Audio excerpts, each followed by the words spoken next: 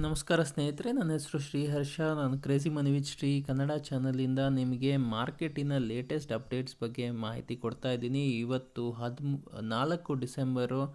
ಇವತ್ತು ಏನಾಗ್ಬೋದು ಮಾರ್ಕೆಟಲ್ಲಿ, ಏನಾಗ್ತಾ ಇದೆ, ನಿನ್ನೆ ಏನಾಯಿತು, ಇವತ್ತೇನಾಗುತ್ತೆ, ಯು ಎಸ್ ಮಾರ್ಕೆಟಲ್ಲಿ ಏನಾಯಿತು, ಯುರೋಪ್ ಮಾರ್ಕೆಟಲ್ಲಿ ಏನಾಯಿತು, ಅದರಿಂದ ನಮಗೇನು ಪರಿಣಾಮ ಆಗುತ್ತೆ ಎಲ್ಲ ಡೀಟೇಲಾಗಿ ಅರ್ಥ ಮಾಡ್ಕೊಳ್ಳೋಣಂತೆ. ನೀವು ಇದುವರೆಗೂ ನನ್ನ ಯೂಟ್ಯೂಬ್ ಚಾನಲನ್ನು ಸಬ್ಸ್ಕ್ರೈಬ್ ಮಾಡಿಲ್ಲ ಅಂದರೆ ಚಾನಲನ್ನು ಸಬ್ಸ್ಕ್ರೈಬ್ ಮಾಡಿ, ವಿಡಿಯೋನ ಲೈಕ್ ಮಾಡಿ, ಬೆಲ್ ಬಟನನ್ನು ಹಿಟ್ ಮಾಡಿ. ನಿಮಗೆ ಪ್ರತಿಯೊಂದು ಲೇಟೆಸ್ಟ್ ನೋಟಿಫಿಕೇಷನ್ ಸಿಗ್ತಾ ಹೋಗುತ್ತೆ. ಸ್ನೇಹಿತರೆ, ಶುರು ಮಾಡೋಣಂತೆ. ಏನಾಯಿತು ಮಾರ್ಕೆಟಲ್ಲಿ ಅಂತ ಸ್ವಲ್ಪ ಡೀಟೇಲಾಗಿ ಅರ್ಥ ಮಾಡ್ಕೊಳ್ಳೋಣಂತೆ. ಮಾರ್ಕೆಟಲ್ಲಿ ನೋಡಬೇಕು ಅಂದರೆ, ನಿನ್ನೆ ನಿಮ್ಗೆ ಹೇಳ್ದಂಗೆ ಆಪ್ಷನ್ ಎಕ್ಸ್ಪೈರಿ ಇದೆ. ಮಾರ್ಕೆಟು 13,100ರಿಂದ 13,200 ರೇಂಜಲ್ಲೇ ಓಡಾಡುತ್ತೆ ಅಂತ. ಅದ್ರ ಪ್ರಕಾರನೇ ಮಾರ್ಕೆಟ್ ಓಡಾಡ್ತು. ನಿನ್ನೆ ಆ್ಯಕ್ಚುಲಿ 13,215ಕ್ಕೆ ಮಾರ್ಕೆಟ್ ಸ್ಟಾರ್ಟ್ ಆಯಿತು.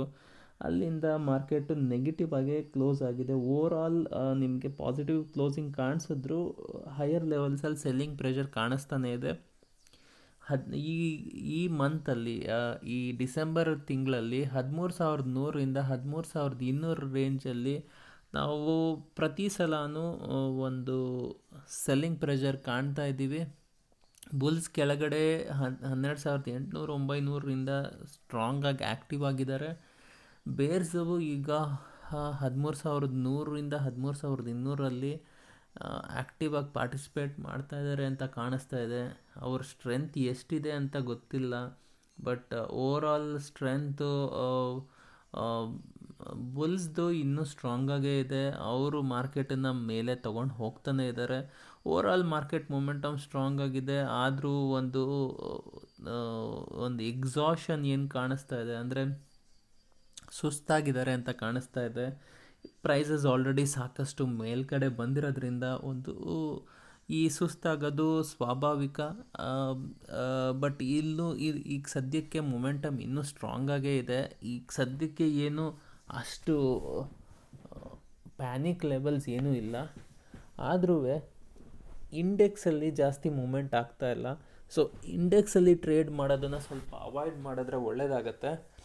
ಬ್ಯಾಂಕ್ ನಿಫ್ಟಿಲೂ ಕೂಡ ಏನಾಗ್ತಾ ಇದೆ ಅಂದರೆ, ಇದುವರೆಗೂ ಪ್ರೈವೇಟ್ ಬ್ಯಾಂಕ್ಸಲ್ಲಿ ತುಂಬ ಸ್ಟ್ರಾಂಗ್ ಮೊಮೆಂಟಮ್ ಇತ್ತು. ಈಗ ಅದು ಶಿಫ್ಟ್ ಆಗಿಬಿಟ್ಟು PSU ಬ್ಯಾಂಕ್ಸಲ್ಲಿ ಒಳ್ಳೆ ಮೊಮೆಂಟಮ್ ಸಿಗ್ತಾ ಇದೆ. ಸೊ ಓವರಾಲ್ ಮಾರ್ಕೆಟ್ ಏನಾಗ್ತಾ ಇತ್ತು, ತುಂಬ ಸ್ಟ್ರಾಂಗ್, ಎಲ್ಲೆಲ್ಲಿ ರ್ಯಾಲಿ ಬರ್ತಾ ಇತ್ತು ಅಲ್ಲಿ ಸ್ವಲ್ಪ ನೆಗೆಟಿವ್ ಆಗ್ತಾ ಇದೆ. ಎಲ್ಲೆಲ್ಲಿ ರ್ಯಾಲಿ ಬಂದಿಲ್ಲ ಅದು ಆ್ಯಕ್ಚುಲಿ ಮೂವ್ ಆಗ್ತಾ ಇದೆ. ಸೊ ಓವರಾಲ್ ಮಾರ್ಕೆಟ್ ಇನ್ನೂ ಸ್ಟ್ರಾಂಗ್ ಆಗೇ ಇದೆ. ಇದು ಜಾಸ್ತಿ ಮಿಡ್ ಕ್ಯಾಪ್, ಸ್ಮಾಲ್ ಕ್ಯಾಪ್ ಆ ಕಡೆಗೆ ಶಿಫ್ಟ್ ಆಗ್ತಾ ಇದೆ ಫೋಕಸ್ಸು. ಸೊ ಓವರಾಲ್ ಮಾರ್ಕೆಟ್ ಇನ್ನೂ ಸ್ಟ್ರಾಂಗ್ ಆಗೇ ಇದೆ. ಬಟ್ ಎಲ್ಲಿವರೆಗೂ ಕಂಟಿನ್ಯೂ ಆಗುತ್ತೆ ಹೇಳೋಕ್ಕಾಗಲ್ಲ.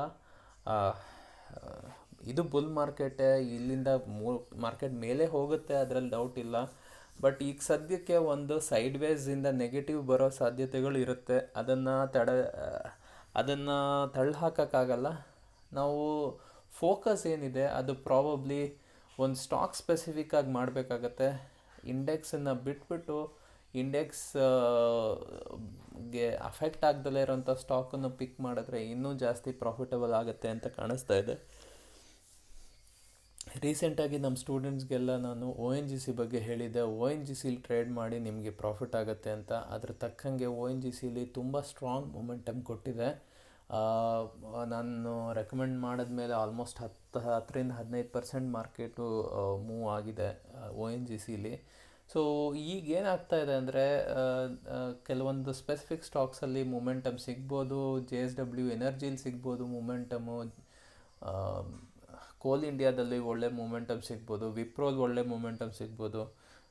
ಸೊ ನೀವು ಏನು ಮಾಡಬೇಕಾಗತ್ತೆ ಅಂದರೆ, ನೀವು ಸ್ಟಾಕ್ ಸ್ಪೆಸಿಫಿಕ್ ಆಪರ್ಚುನಿಟೀಸ್ ಹುಡುಕಬೇಕಾಗತ್ತೆ. ಆ ಸ್ಟಾಕ್ ಸ್ಪೆಸಿಫಿಕ್ ಆಪರ್ಚುನಿಟೀಸಲ್ಲಿ ಒಳ್ಳೆ ಆಪರ್ಚುನಿಟೀಸ್ಗಳಿರುತ್ತೆ.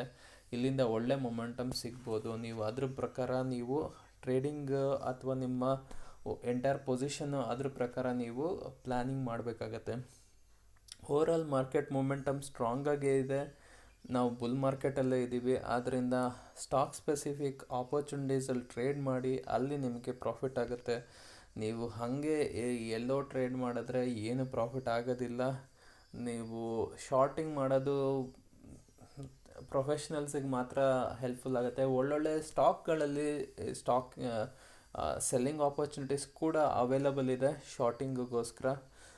ಬಟ್ ಅದೇ ಸ್ಟಾಕ್ ಸ್ಪೆಸಿಫಿಕ್ ಆಪರ್ಚುನಿಟೀಸ್ ಬರ್ತಾ ಇದೆ.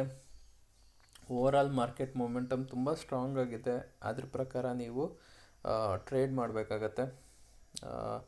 ಗೋಲ್ಡ್ ಸಿಲ್ವರ್ ಅಲ್ಲಿ ಸ್ಟ್ರಾಂಗ್ ಮೊಮೆಂಟಮ್ ಪಾಸಿಟಿವ್ ಬಂದಿದೆ. ಕ್ರೂಡ್ ಆಯಿಲಲ್ಲೂ ಪಾಸಿಟಿವ್ ಆಗಿದೆ, ಯಾಕೆಂದರೆ ಸ್ಟಾಕ್ ಮಾರ್ಕೆಟ್ ಸಪೋರ್ಟ್ ಮಾಡ್ತಾ ಇರೋವರೆಗೂ ಅದೇನು ಅಷ್ಟು ನೆಗೆಟಿವ್ ಆಗೋ ಚಾನ್ಸಸ್ ಇಲ್ಲ. ಬಟ್ ಹೈಯರ್ ಲೆವೆಲ್ಸಲ್ಲಿ ಸೆಲ್ಲಿಂಗ್ ಪ್ರೆಷರ್ ಬರೋ ಚಾನ್ಸಸ್ ಇದ್ದೇ ಇದೆ. ಸೊ ಅದನ್ನು ತಳ್ಳೋಕ್ಕಾಗಲ್ಲ. ಸೊ ಬಟ್ ಎಲ್ಲದು ಪಾಸಿಟಿವ್ ಮೂಮೆಂಟಮ್ ಇಲ್ಲದೆ ಸದ್ಯಕ್ಕಂತೂ. ಸೊ ಸೈಡ್ ವೇಸಲ್ಲಿದೆ, ಪಾಸಿಟಿವ್ ಆಗಿರೋ ಚಾನ್ಸಸ್ ಇರುತ್ತೆ. ಮಾರ್ಕೆಟ್ ನನ್ನ ಪ್ರಕಾರ 13,000ದಿಂದ 13,200 ರೇಂಜಲ್ಲೇ ಟ್ರೇಡ್ ಆಗೋ ಚಾನ್ಸಸ್ ಜಾಸ್ತಿ ಇದೆ. ಅಲ್ಲಿಂದ ಮೇಲೆ ಎಲ್ಲಿವರೆಗೂ ಹೋಗುತ್ತೆ ಅನ್ನೋದು ಹೇಳೋಕ್ಕಾಗಲ್ಲ. ಅದರಿಂದ ಕೆಳಗೆ ಬರೋ ಸಾಧ್ಯತೆಗಳು ಜಾಸ್ತಿ ಇರುತ್ತೆ. ಸೊ ಅದರಿಂದ ಸ್ವಲ್ಪ ನೀವು ಸ್ಪೆಸಿಫಿಕ್ ಸ್ಟಾಕ್ಸಲ್ಲಿ ನೀವು ಟ್ರೇಡ್ ಮಾಡಿದ್ರೆ ಏನೂ ಪ್ರಾಬ್ಲಮ್ ಇಲ್ಲ. ಪ್ಯಾನಿಕ್ ಆಗೋ ಯಾವ ಸಿಚುವೇಶನ್ನು ಇಲ್ಲ. ಮಾರ್ಕೆಟ್ ಮೊಮೆಂಟಮ್ ಸ್ಟ್ರಾಂಗ್ ಆಗೇ ಇದೆ. ಬಟ್ ಆಪರ್ಚುನಿಟೀಸ್ ಸಾಕಷ್ಟು ಪಾಸಿಟಿವ್ ಮೊಮೆಂಟಮಲ್ಲೇ ಇದೆ. ಆದ್ದರಿಂದ ನೀವು ಸ್ಪೆಸಿಫಿಕ್ ಸ್ಟಾಕ್ಸಲ್ಲಿ ಟ್ರೇಡ್ ಮಾಡ್ಬೋದು. ಇವತ್ತು ಕೂಡ ಮಾರ್ಕೆಟ್ ನೀವು ನೋಡೋದಾದರೆ ಯುರೋಪ್ ಮಾರ್ಕೆಟ್ ಆಗಲಿ ಯು ಎಸ್ ಮಾರ್ಕೆಟ್ ಆಗಲಿ ಫ್ಲ್ಯಾಟಾಗಿ ಕ್ಲೋಸ್ ಆಗಿದೆ ಅಂತ ಏನು ಮೊಮೆಂಟಮ್ ಕಾಣಿಸಿಲ್ಲ. ಬಟ್ ನಿನ್ನೆ ಕೂಡ ಒಂದು ಸ್ಟಿಮ್ಯುಲಸ್ ಪ್ಯಾಕೇಜ್ ಎಕ್ಸ್ಪೆಕ್ಟೇಷನ್ ಮೇಲೆ ಮಾರ್ಕೆಟ್ ಮೇಲೆ ಹೋಗಿ ಹೊಸ ಹೈಸ್ ಮಾಡಿ ಅದಾದಮೇಲೆ ಸ್ವಲ್ಪ ಫ್ಲ್ಯಾಟಾಗಿ ಕ್ಲೋಸ್ ಆಗಿದೆ. ಸೊ ಓವರಾಲ್ ಏನು ಜಾಸ್ತಿ ಎಕ್ಸ್ಪೆಕ್ಟೇಷನ್ ಇಂಡೆಕ್ಸಲ್ಲಿ ಇಟ್ಕೋಬೇಡಿ. ಇಂಡೆಕ್ಸು ಮೂವ್ ಆಗ್ಬೋದು, ಬಟ್ ಅಂಥ ಸ್ಟ್ರಾಂಗ್ ಮೊಮೆಂಟಮ್ ಕಾಣಿಸ್ತಾ ಇಲ್ಲ. ಯಾಕಂದರೆ 13,150 ಕ್ರಾಸ್ ಆದಮೇಲೆ ನನ್ನ ಪ್ರಕಾರ ತುಂಬ ಸ್ಟ್ರಾಂಗ್ ಮೊಮೆಂಟಮ್ ಬರಬೇಕಾಗಿತ್ತು. ಅದು ಆಗ್ತಾ ಇಲ್ಲ. ಅದು ಸ್ವಲ್ಪ ವರಿ ಆಗುವಂಥ ಸಿಚುವೇಶನ್ನು.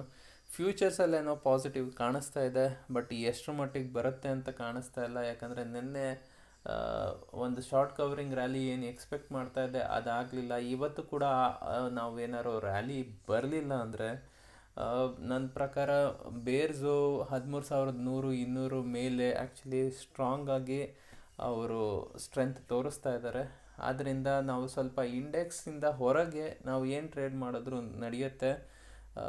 ಸೊ ಡಿಪ್ಪಲ್ಲಿ ಬೈ ಮಾಡಬೇಕಾಗತ್ತೆ.